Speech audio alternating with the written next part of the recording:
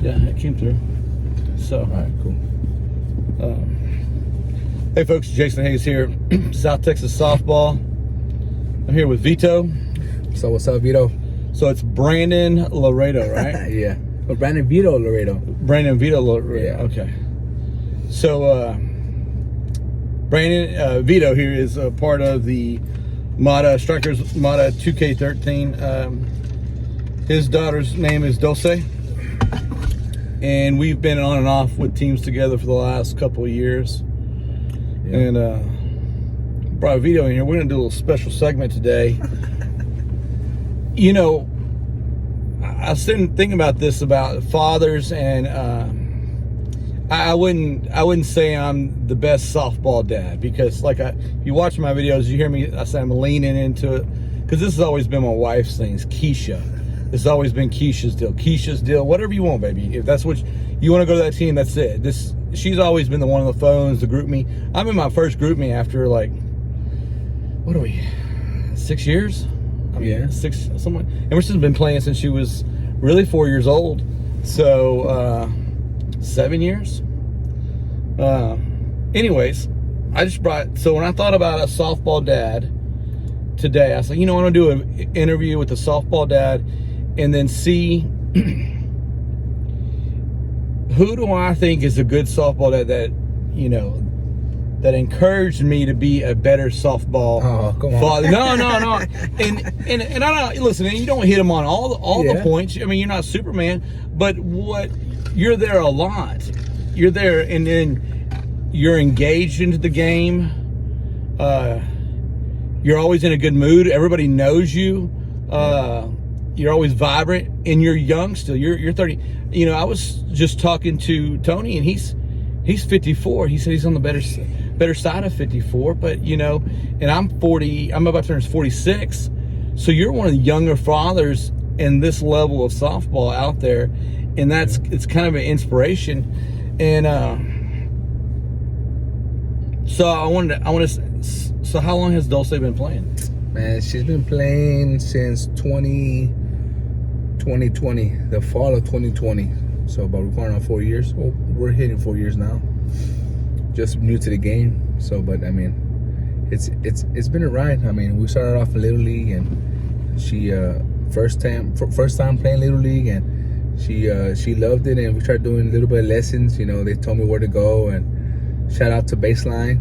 They got my kids right, Coach Pito, and every week they go see. And man, like you said, it's a dedication that we do, and it's something that we do for the kids. I could be spending my money on other things or enjoying my time doing other things. Me and my wife could be on a cruise somewhere, but this is the lifestyle we chose. And sometimes we miss out on a lot of family functions to be out here, but I mean, we see the bigger picture. This softball is a big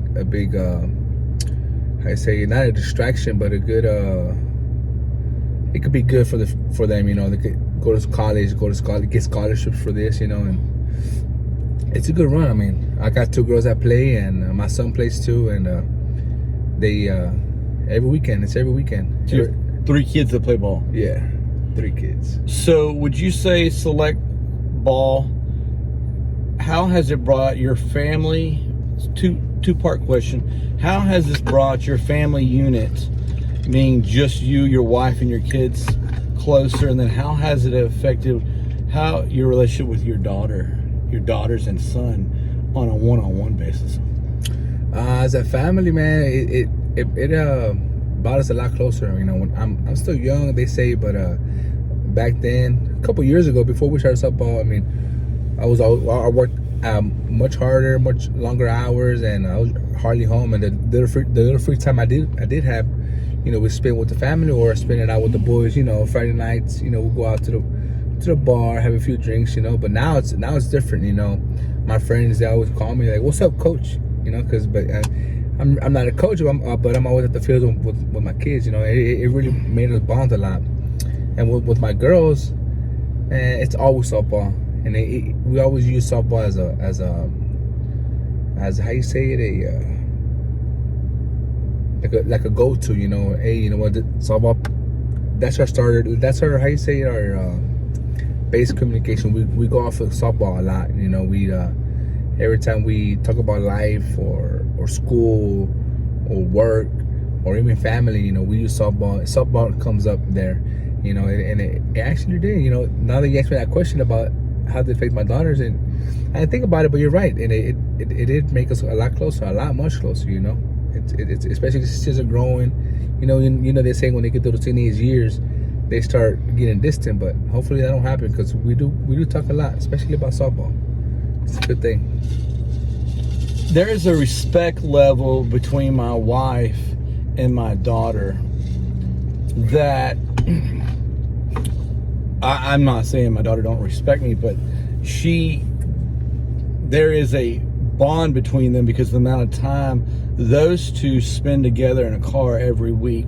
So for you folks that don't know, and Brandon, Veto, and I keep calling him Brandon, but I only really know him as Veto, and I have no idea why I keep calling him Brandon. But Veto here, you know, he's out there too.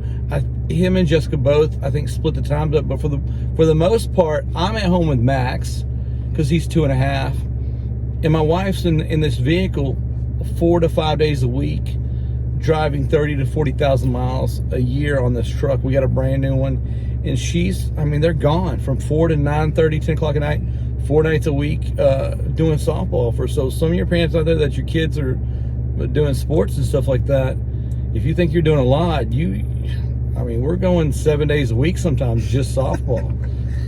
And the kids are playing 10 to 15 hours. So how would you say the respect level between you and your daughter?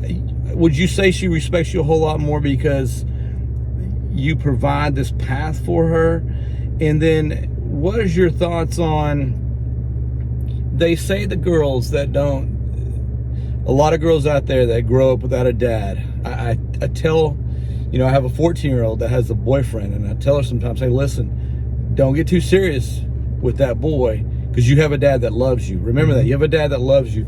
If you need to talk to someone, how do you see that playing with your, you know, that relationship between you and your daughter and keeping both of our kids out of trouble, keeping them involved? How do you think how do you think this is gonna help?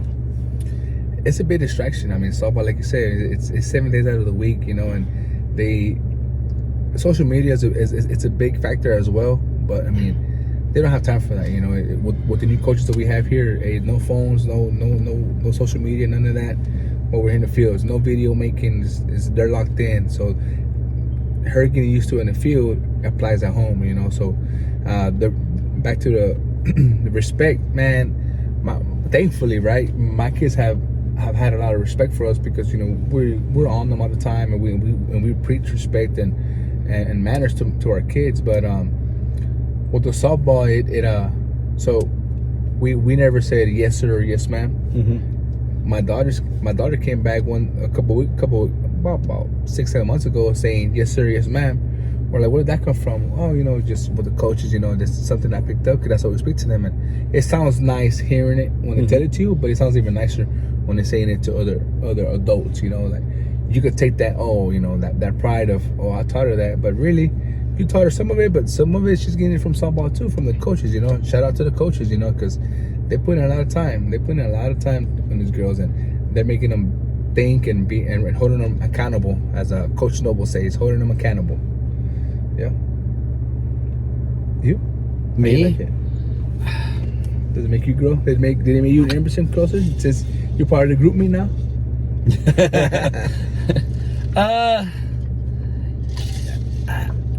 I think, you know, here, I'll tell you what happened recently. So I would say in Galveston under the I need to work because, you know, we have multiple companies that are running on the weekends. So that's my majority of our business. But you know, she said that, Dad, I really like when you come. Can you start coming more? She asked me to do that, and I, at the end of the day, I can make my own schedule. Mm-hmm. I don't have anybody to answer to but myself, and yeah, I think she likes that her dad's more involved now. So we, you know, yeah. I don't put myself at the level I do with. And I'm gonna name some fathers out there. Noble, Chris Noble, you,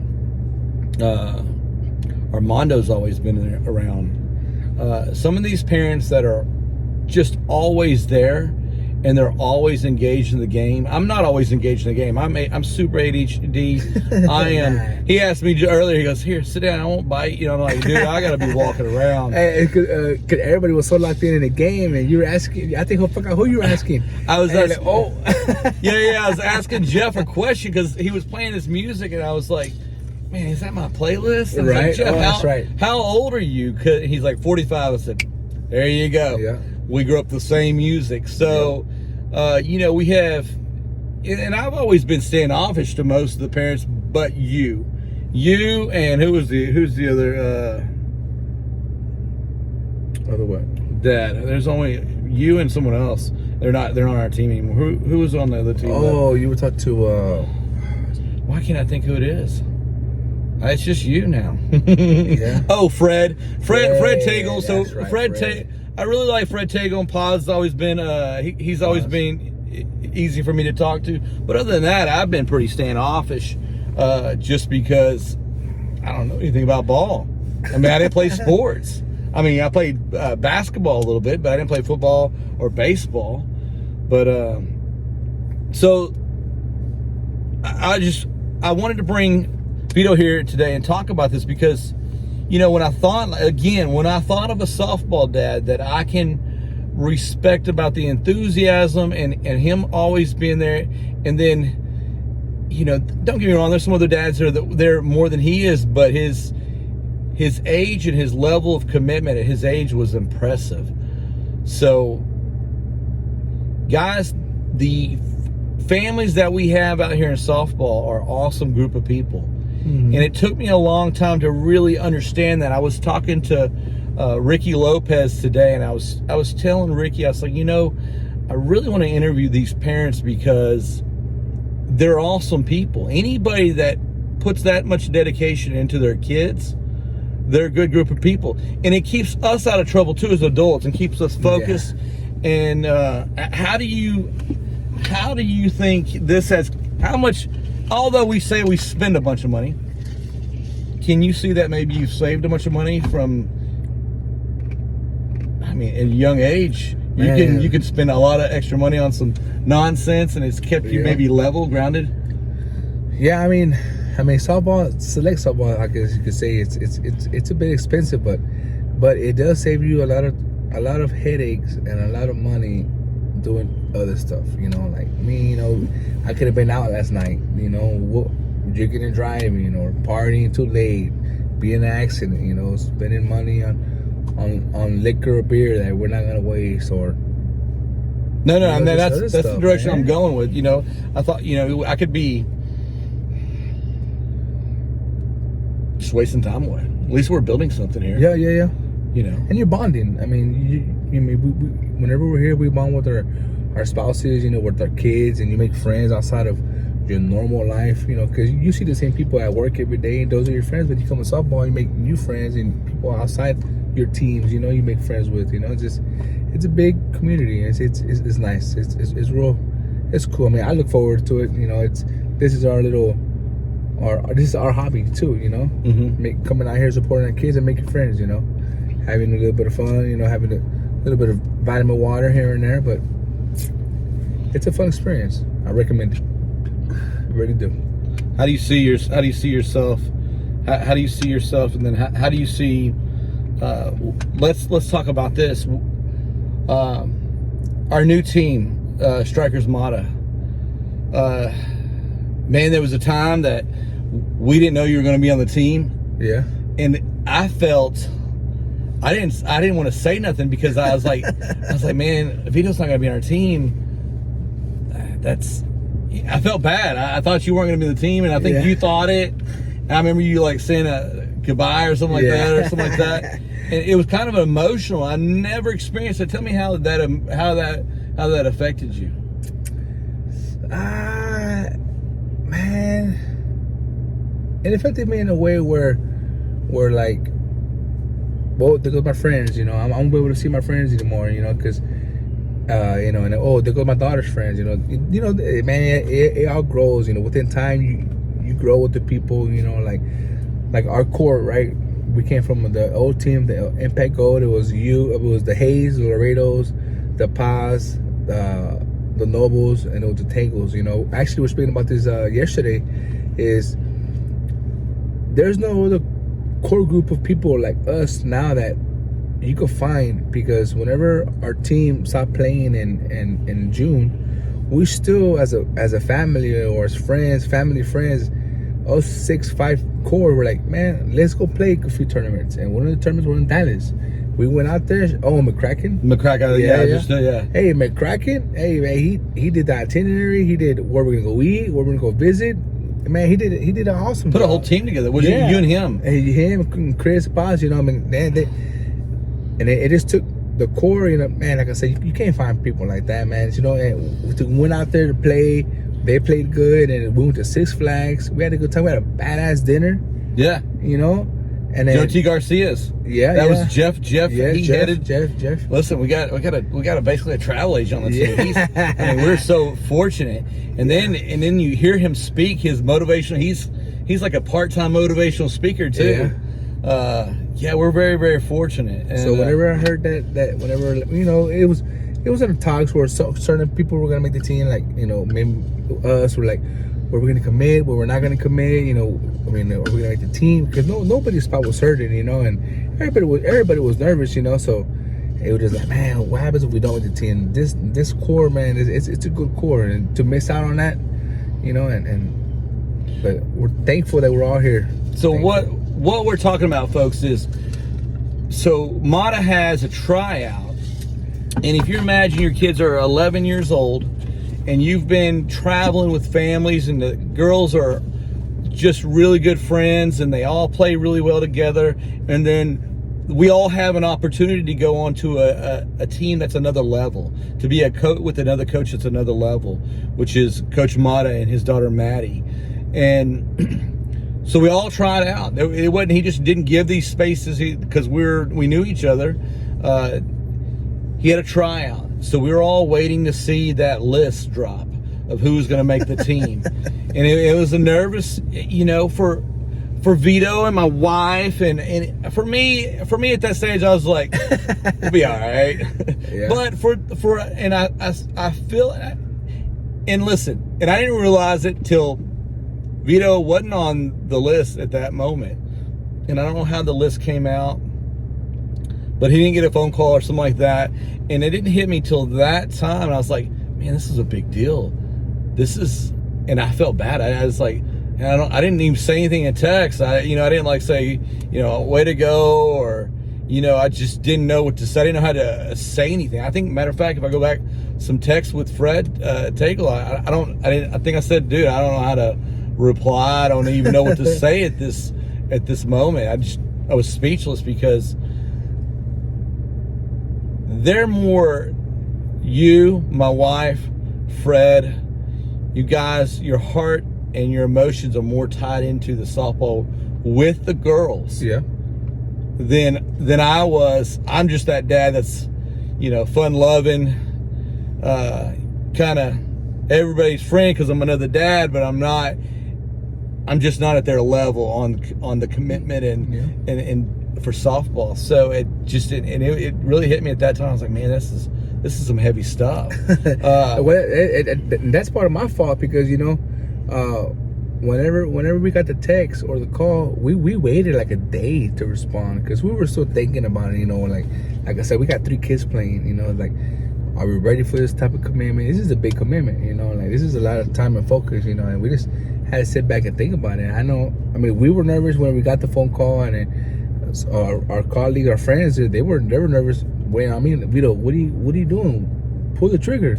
Jeff called me. Oh, you were waiting to make the decision. Yes, I didn't know that. Yeah, we were waiting. I mean, it was just hard to make a big commitment like this, especially on a team like this. You know, I mean, if you're in, you gotta be all in. And you're 30. Listen, you're 30 years old, and you waited to make a decision on a big commitment like that. I know 30-year-olds right now that are still like their mom is still paying their rent in their car, and they're you know what I mean. You're 30 years old, and you're having to make grown-up decisions. Your age group is just not there where you're at right now. How does that make you feel? Man, it makes you feel old sometimes. You're an old soul, right? Yeah. I mean, all my growing up, working. All my friends I made were older than me. You know, I have a few friends my age, a few family members my age, but most of my peers are older than me. And I mean, I'm just like a sponge. You know, I'm just absorbing everything, learning everything, and just growing as I grow. You know, just keep learning. But yeah, I mean, there's times where we sit back, we're like, man, we could be doing this, you know, at this age, you know. But no, we're much at a higher age. How you say it? We're thinking at a different level for our age, you know. Yeah. Still, I mean, like they say, 30s and new 20s, you know. So I have a question. How do you think?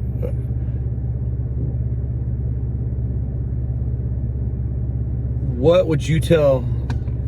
What do you want Dulce to know when she watches this video 10 years from now or 20 years from now? What do you want her to know, like as your father to the daughter, like, you know, why? What would you want to say to her? Like, we're doing this because we love you. What would you say to her? Well, to my two daughters and my son that's playing now, but to my two daughters, softball wise, you know, to my two daughters, take advantage of it. You know, take advantage of it. You know, because not every parent is this committed as a lot of us are.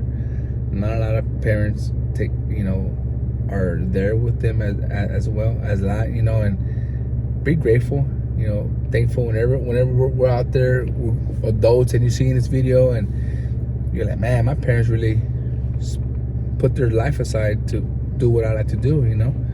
And, you know, be grateful, be thankful, and also, you know, we do it because we love it, because we love y'all, and, you know, we like to see y'all happy, you know. It's a big responsibility, honestly, to be this committed, all because of love, all because we want to make y'all happy, you know. Yeah. Just know that we do it for y'all. And what about you? We got to M. Oh man, now you're putting me on. You're putting me on the interview. It's the right thing to do, Em. For us to be this involved with you in this sport. You're given opportunity. Please take advantage of this opportunity to the fullest. Do what you're told to do by your coaches. Keep being that child that's responsible.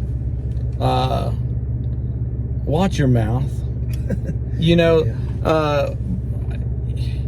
you know, our kids are more mature than most kids their age, and correct. Their mouth is too. And I haven't heard Dulce, but I know Dulce, and you know, as another father, you know, you start loving other people's kids. They're not.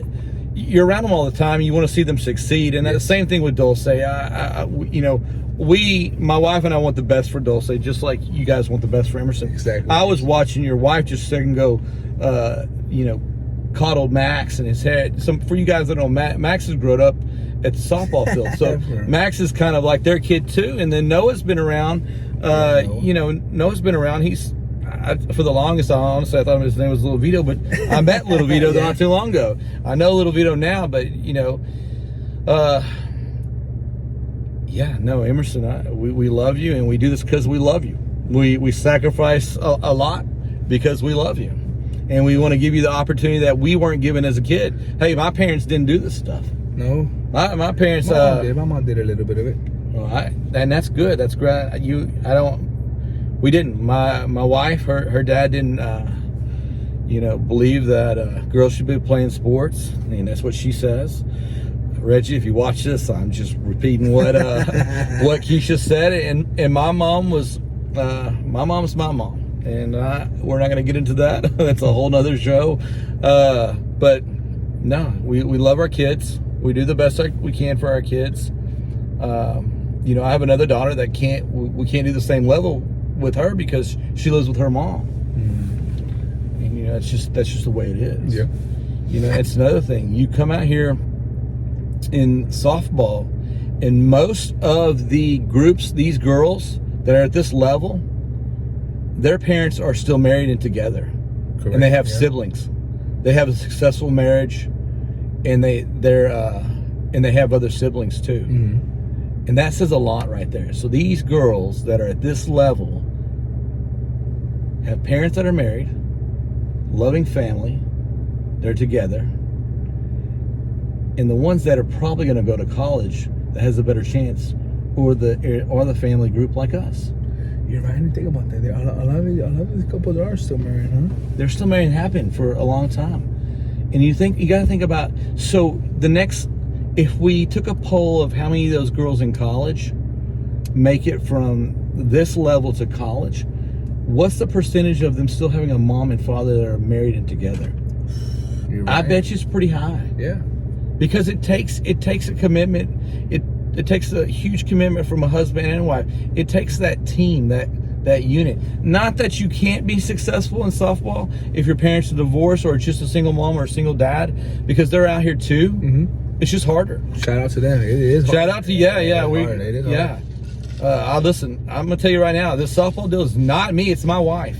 She does all the heavy hitting with softball, all the hard work. You know, I come in and do the easy part, make it look fun, and I do a little video in here and there, but no, it's my wife. My wife is awesome. I give it to her.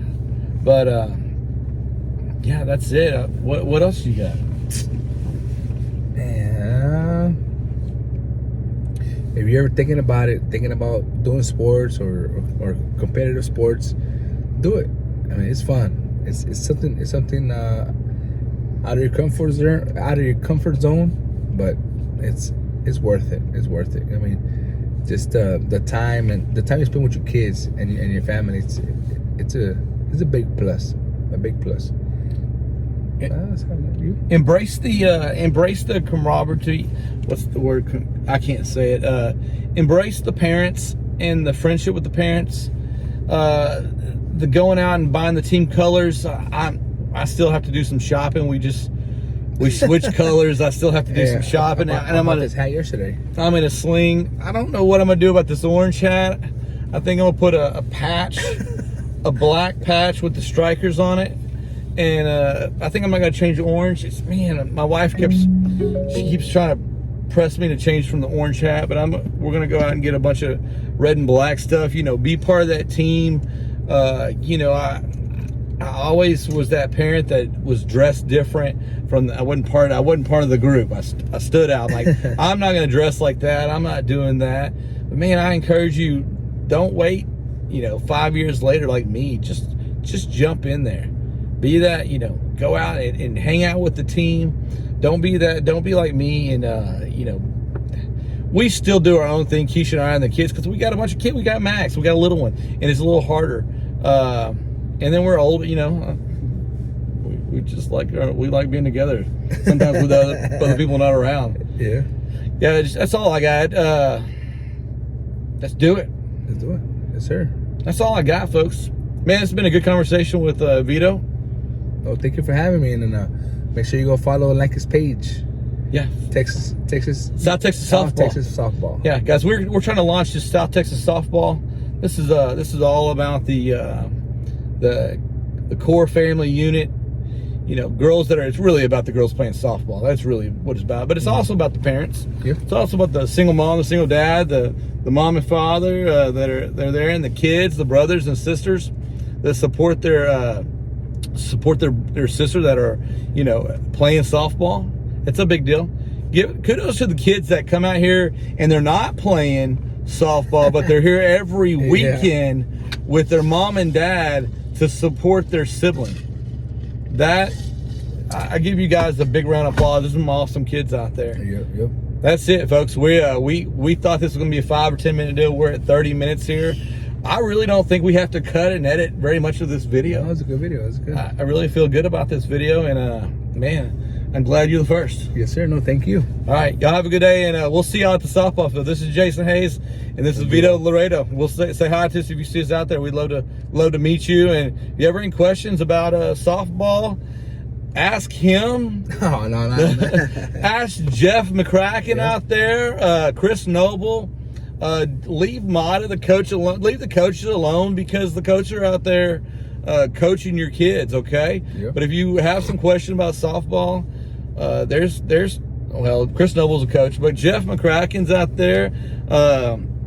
Tony Ramirez, he knows the game. All the parents around us know the game pretty well.